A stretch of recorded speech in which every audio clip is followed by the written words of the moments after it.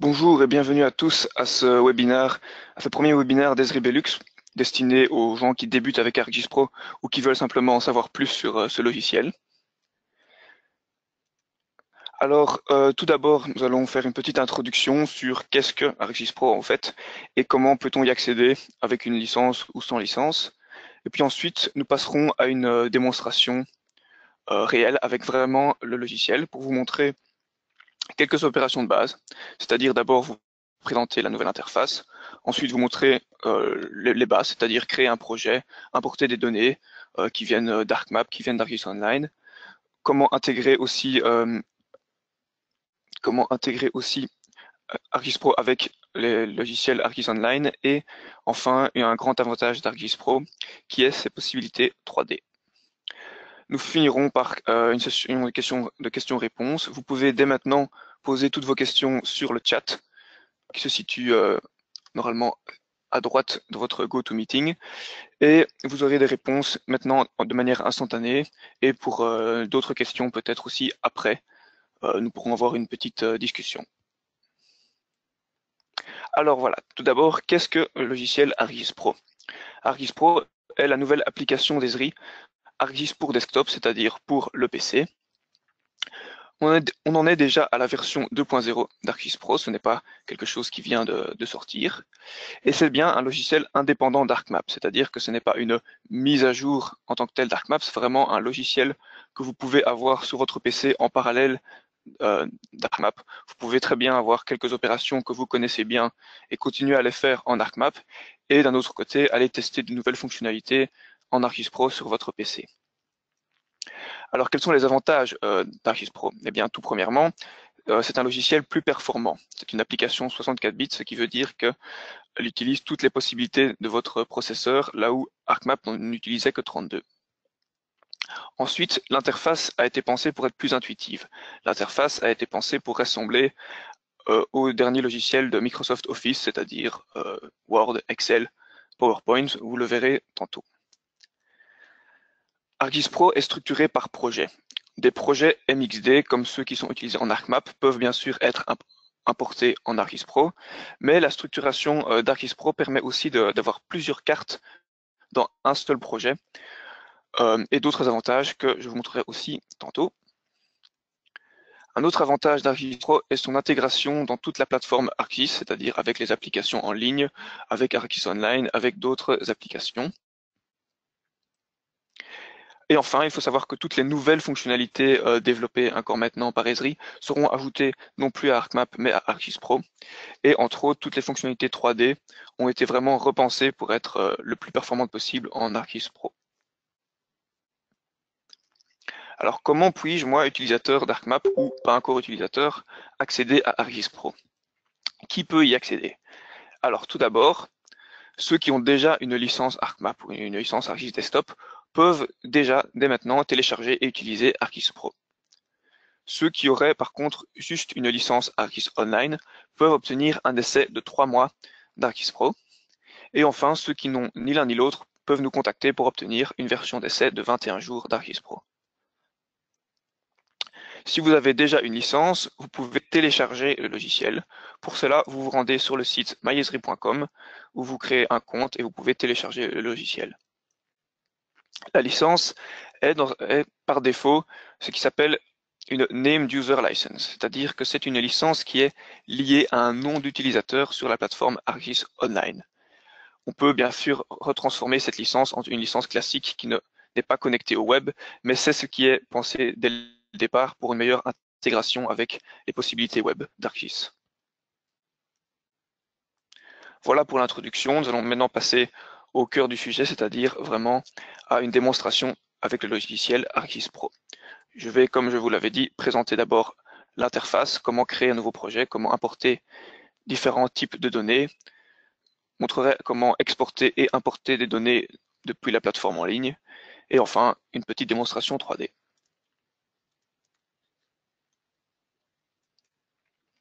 Alors,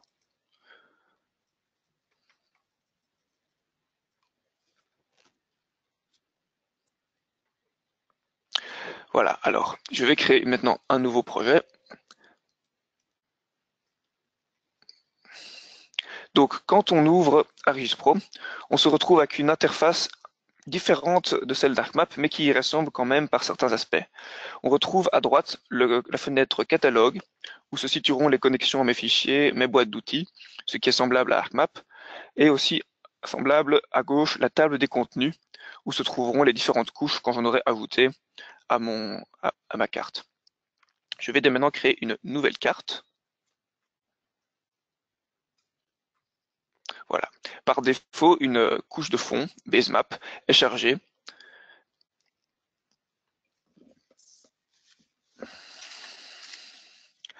Alors, je vais vous montrer directement comment ajouter une donnée. Donc, c'est un bouton qui ressemble aussi à celui d'ArcMap, avec un plus, ajouter des données.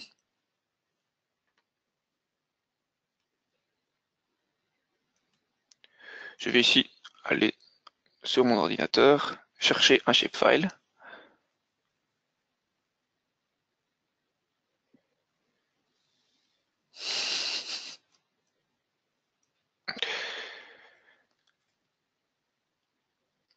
Voilà, donc je peux aller naviguer dans mes fichiers, dans mon dossier webinar, et chercher un shapefile. Donc le shapefile étant un format standard utilisé par toute la suite de logiciels ArcGIS.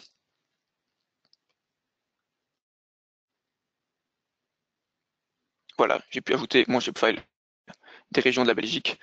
Je peux peut-être changer les couleurs pour qu'elles correspondent aux régions de la Belgique.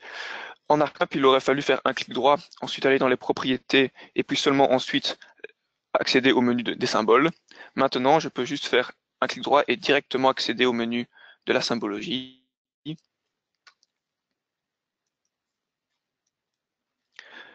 Alors je vais la symboliser donc par une couleur par région. Voilà, tout simplement.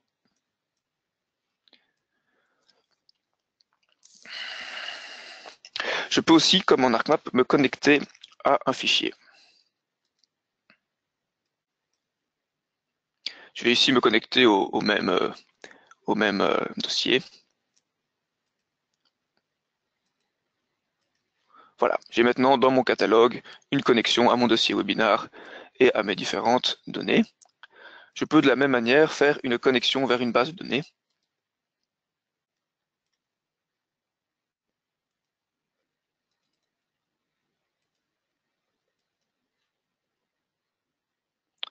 Voilà, j'ai une connexion vers une base de données qui me permet d'aller voir les différentes données présentes dans cette base de données et une connexion à un fichier.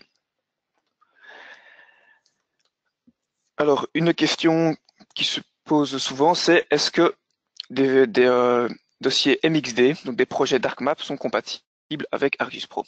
Voici ici un petit projet ArcMap avec simplement une couche vectorielle et une couche raster. Je vais l'importer en ArcGIS Pro. Donc il se situe ici, rue des Mots. Je vais voir insérer et je peux ici importer une carte. Remarquez comment l'interface d'ArcGIS Pro est constituée en onglets, ce qui correspond à ce qu'on peut retrouver par exemple dans les Word ou Excel récents. On a une série d'onglets avec une série d'options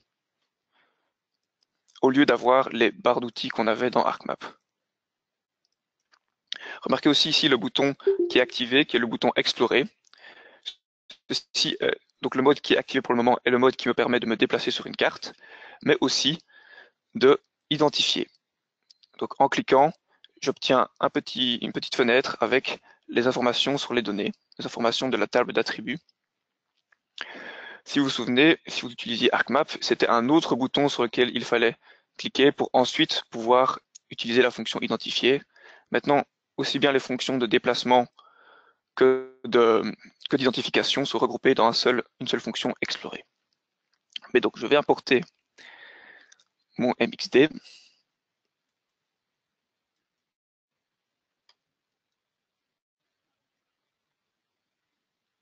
Voilà. Remarquez comme cela s'ouvre dans une autre carte. On retrouve ici ma couche vectorielle et ma couche raster. Et je peux donc avoir plusieurs cartes dans un seul projet. C'est ce que je vous disais dans l'introduction sur le fait qu'ArcGIS Pro était basé sur des projets. Je peux mettre ces cartes côte à côte, si je veux les consulter en même temps, je pourrais par exemple vouloir avoir une vue d'ensemble sur Bruxelles et dans le même temps regarder plus en détail sur quelques rues et quelques bâtiments. Je peux ainsi lier mes vues.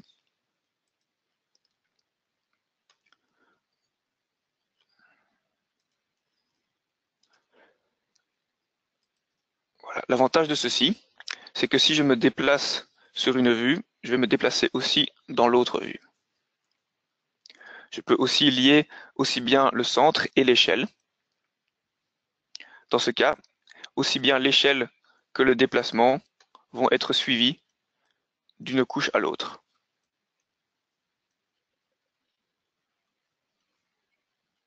Ceci peut par exemple être utile pour avoir une carte de référence d'un côté et une carte plus précise de l'autre.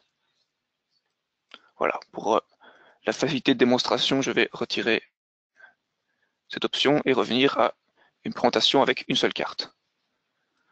Voici. Alors, toujours dans la présentation de l'interface, je vous ai parlé des onglets.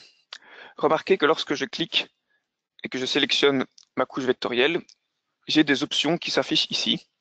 3 options qui correspondent à des options de symbologie, d'étiquetage et de gestion des données d'une couche vectorielle.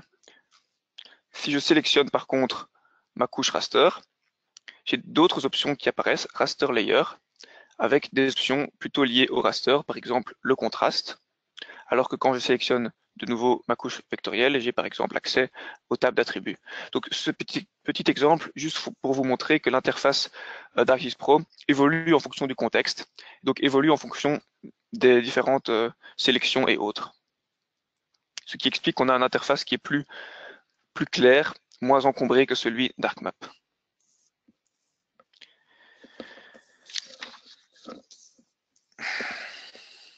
Je vais encore créer une troisième carte. Et dans celle-ci, je vais aller rechercher des données qui sont en ligne sur la plateforme ArcGIS Online. Donc dans mon catalogue, vous voyez que j'ai d'un côté mon projet avec différentes choses liées à mon PC, mais aussi portal. Dans cet onglet ici, je pourrais me connecter soit à un portail, soit à ArcGIS Online. Dans ce cas-ci, je suis connecté à mon ArcGIS Online. Je peux aller voir par exemple mes groupes, où j'ai un groupe webinar dans lequel on a préparé une couche avec le prix des appartements à Bruxelles.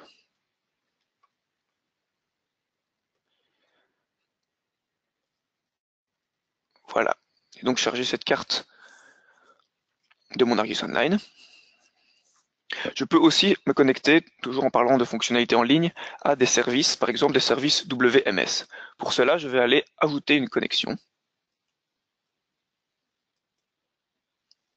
Je vais prendre ici le lien d'un service de l'IGN. Je copie-colle l'URL. Si je retourne dans mon projet, j'ai un onglet serveur, ici, où j'ai maintenant la connexion avec le serveur de l'IGN et le service de topographie.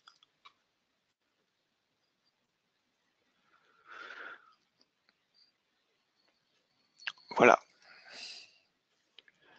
Je suis donc maintenant connecté au service d'image de l'IGN.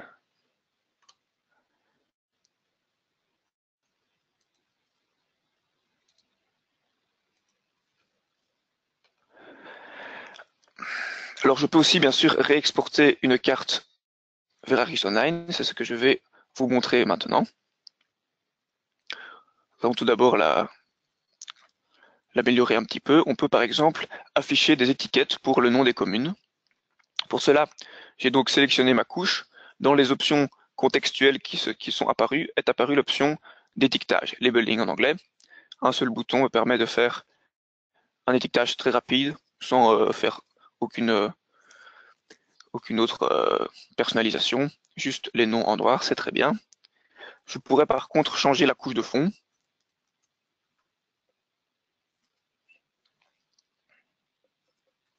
Par exemple, pour afficher de meilleure manière les rues. Voilà. Je vais maintenant uploader cette carte vers mon compte Argis Online. Pour cela, j'ai un nouvel onglet, l'onglet Partager. Cet onglet qui regroupe un certain nombre de fonctions qui étaient à des endroits différents dans ArcMap. Donc aussi bien le fait d'imprimer ou d'exporter une carte en différents formats se retrouve dans cet onglet Partager. Aussi le partage en tant que map package, d'ailleurs package, pactage de cartes, pactage de couches, qui était déjà possible en ArcMap, mais aussi de nouvelles fonctions telles que le partage direct en tant que carte web en ligne, ce que je vais faire ici.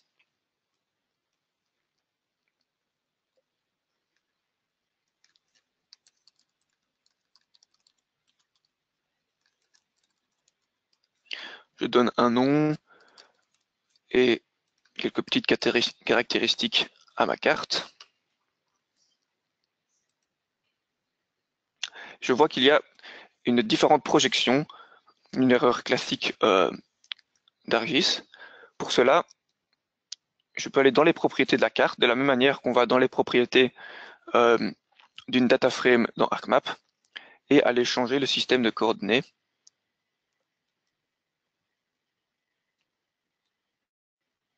Voilà, maintenant, mes deux couches, ma couche de fond qui est streamée d'Internet et ma couche Argis Online qui, elle, était en Lambert, sont maintenant dans la même projection. Je peux revenir à mon onglet de partage. Il n'y a plus d'erreur. Je peux donc partager dans le cloud.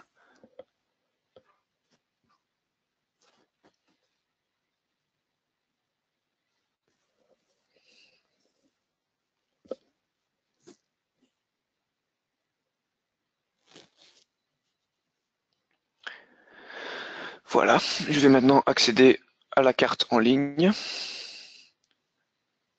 Voilà mon Internet qui s'ouvre. Je me connecte à mon compte Argis Online.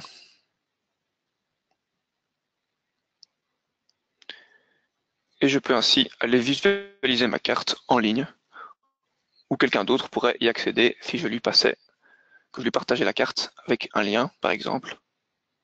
Voilà, on retrouve bien mes communes de Bruxelles, les noms en étiquette et la même couche de fond que j'avais déterminée.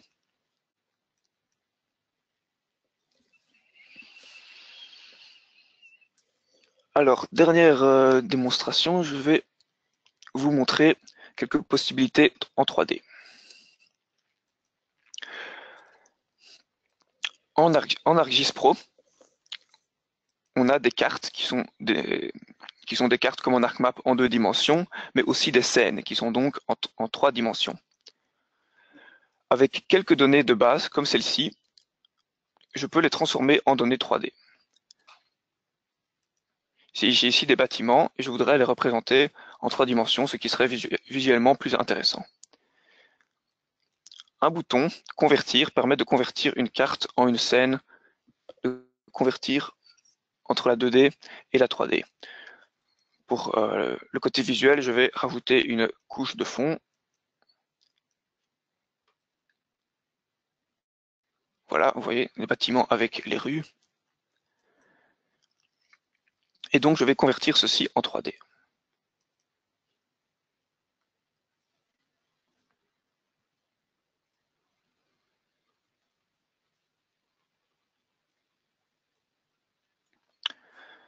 Alors, il faut maintenant que je définisse quelle est la hauteur, à quelle hauteur il doit afficher mon shapefile. Je lui détermine que c'est sur le sol. Et ils vont maintenant s'afficher correctement. Voilà. Donc, on ne le voit pas à première vue, mais nous sommes bien ici sur une scène en 3D. Si je dézoome très loin, ce sera plus clair. On est maintenant sur la surface de la Terre, dans ce qui s'appelle une scène globale.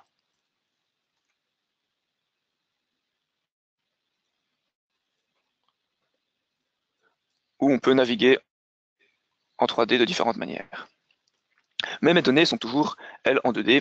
Je vais vous montrer comment facilement passer de données 2D en 3D en fonction de la table d'attributs.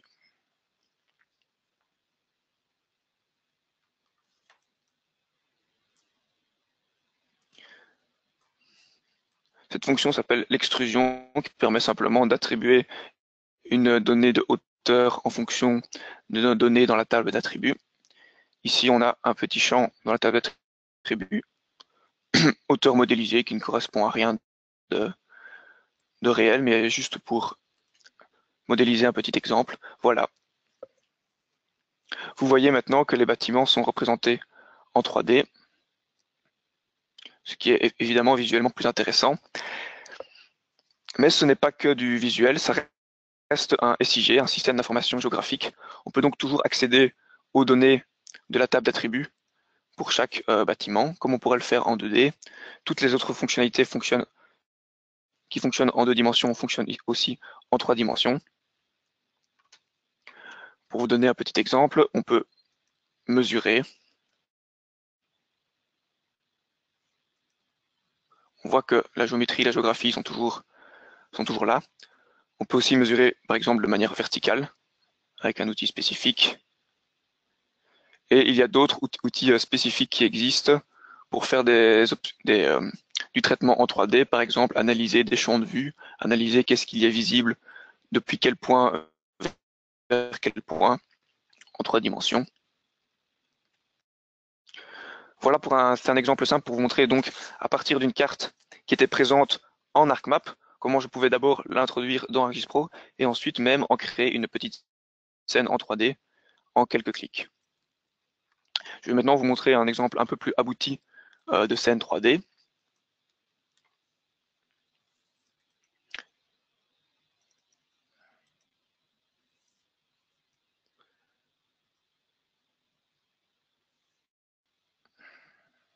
Qui est une petite démo faite aux alentours du cinquantenaire.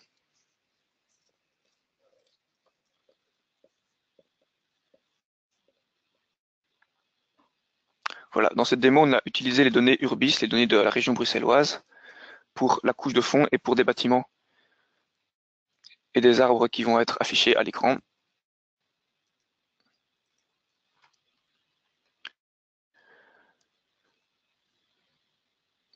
Donc les arbres proviennent de données d'Eurosense et de données de la région bruxelloise et ont été traités en ArcGIS Pro avec des modèles standards qui existent dans ArcGIS Pro pour nous donner les formes d'arbres, aussi bien des formes géométriques que des formes plus réalistes en fonction de paramètres de hauteur, de taille, de largeur, de type que l'on peut sélectionner. On peut aussi paramétrer les textures pour avoir, comme ici, le cinquantenaire avec des textures correspondant à des photos. Voilà, et c'est sur cet exemple que nous pouvons passer à des questions-réponses.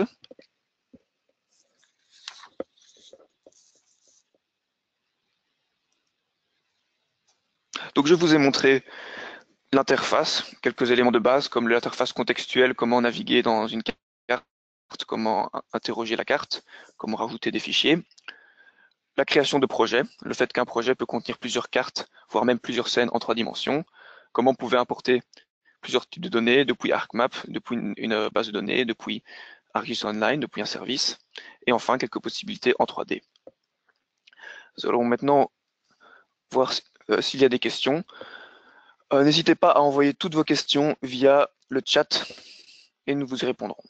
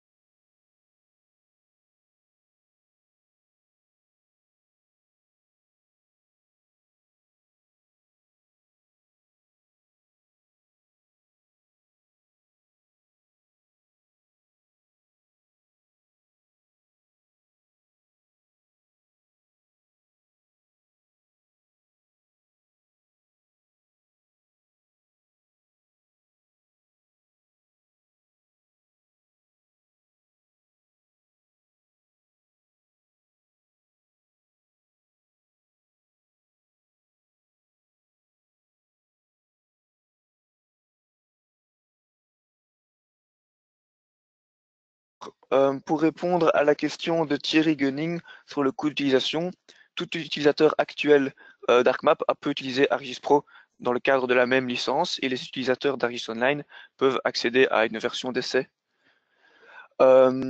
Alors, pour la question de Alinmus, si la 3D en sous-sol est possible, oui, c'est possible.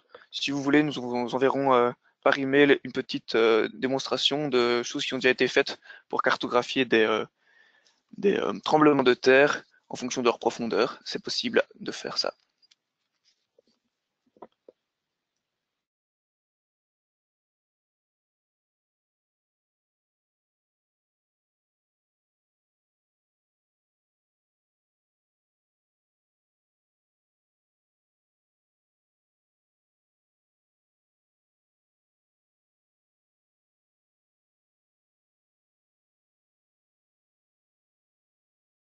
Donc, pour creuser un peu sur la question de la 3D en profondeur, sans mauvais jeu de mots, tout polygone ou point ou ligne peut avoir donc des valeurs de coordonnées qui sont négatives ou qui se retrouveraient en sous-sol. Et donc, on peut très bien imaginer des tunnels ou toutes sortes de choses. Pour la question de Christophe sur l'objectif est-il de remplacer ArcMap avec cette solution, à terme, oui, mais pour le moment, les deux sont utilisables en parallèle pour encore une longue période de temps.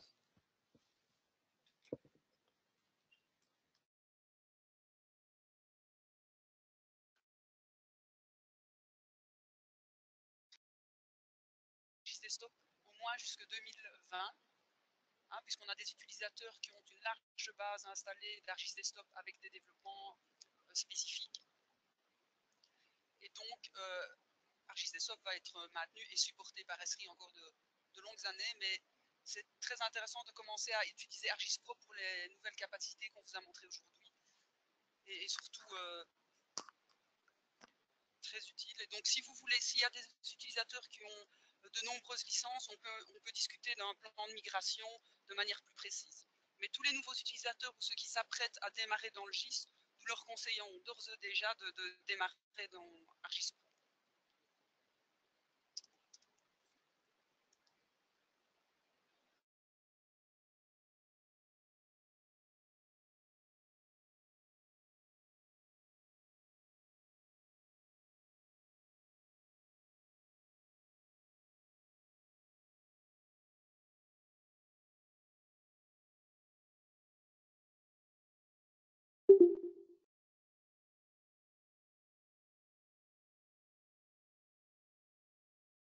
Juste pour rassurer que la question des crédits concerne ArcGIS Online, mais pas ArcGIS Pro. ArcGIS Pro peut être utilisé sans consommer de crédit. Et pour ça, vous pouvez contacter Dominique par après.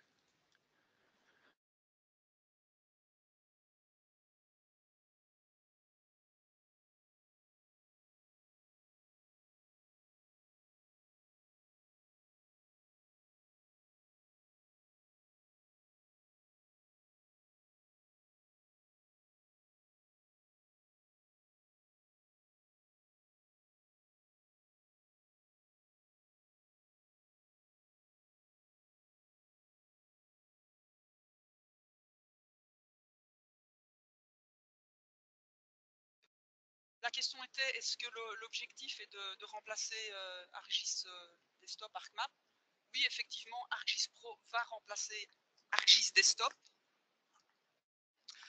Simplement que, étant donné qu'on a de nombreux utilisateurs, ArcGIS Desktop va, je vous rassure, maintenu au niveau du support jusque 2020 minimum, mais nous invitons très fortement nos utilisateurs à démarrer dans ArcGIS Pro parce que oui, ArcGIS Pro est la nouvelle version d'ArcGIS Desktop.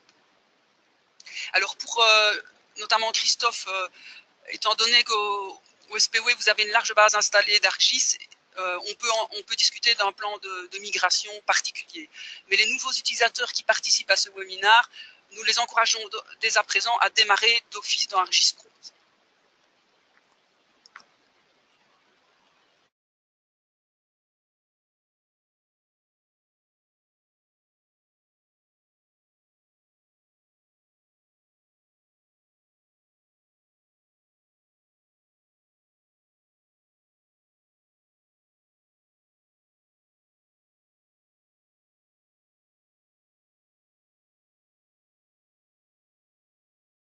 Merci d'avoir suivi ce premier webinaire. Vous pouvez nous envoyer toutes vos questions additionnelles ou toutes vos remarques à l'adresse support@esriblux.com. Si vous êtes plus intéressé par ArcGIS Pro, je vous invite à venir au cours organisé le 20 et 21 novembre à Namur. Et aussi, je vous invite à vous connecter à notre prochain webinaire gratuit qui concernera ArcGIS Online, la création, la publication de cartes et l'utilisation d'ArcGIS Online. Merci à vous.